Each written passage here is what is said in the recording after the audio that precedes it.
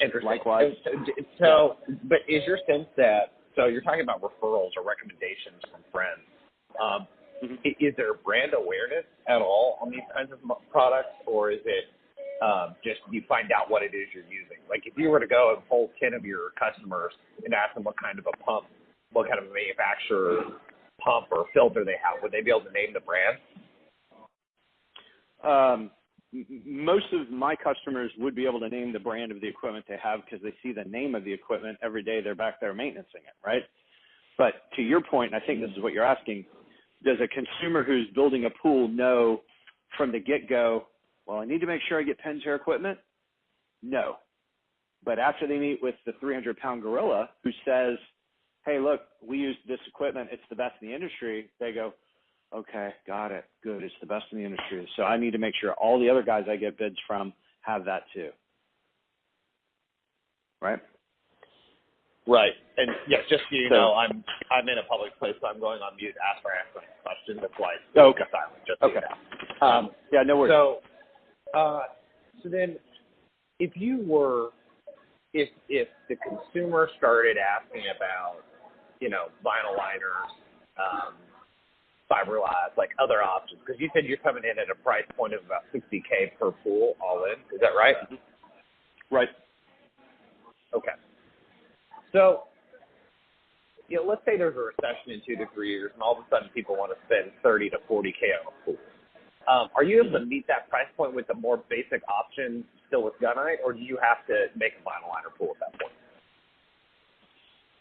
No, there's a threshold where no matter how much I cheap out the pool, I can't hit that. I can't get any lower. I mean, a lot of sneaky ways that pool builders remove costs from a pool. They pour thinner walls. They use lesser quality plumbing. They use lesser quality equipment, lights, that kind of thing.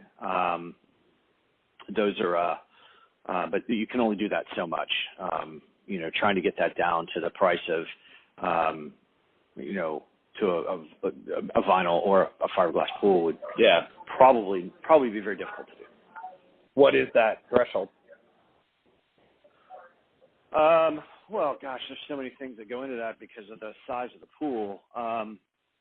Well, I mean, I would put it this way. It's like an 18 by 30 or 20 by 40 pool, something standard size. Right. I mean, I would have a difficult time being able to get that price down much lower than the low 50s, right? I mean, that's a pretty good sized pool. And that is sometimes what the consumer is debating upon, when I meet with consumers who are very price conscious, is they would rather have the gunite pool, but to get the gunite pool to the price that they can build the fiberglass, they've got to build such a small gunite pool that they're really considering going fiberglass so they can get a bigger pool. Does that make sense? It does. And I guess on that point, so you're able to play around with it a bit to mess with your pricing, but I'm wondering, is that because you're just somewhat principled? If you had less fewer moral scruples, I guess, about this, is there others that would maybe be able to create a gunite pool in your area that are $25K, for example? No, there's no way that you can build a gunite pool in my area for $25K. There's just no way. Okay. It just, and is that when I will tell you, labor. It's both. I mean, let me. I'll tell you what. I'll give you. Let me. I don't know how much time we have, but I can kind of pull up a.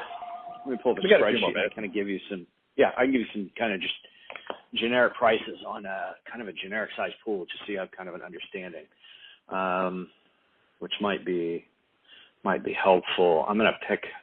We built one this summer, a pretty small pool for some customers. Where is it at? There we go. Let's pull up the bid sheet here. And so this is a fairly small pool, just to give you a data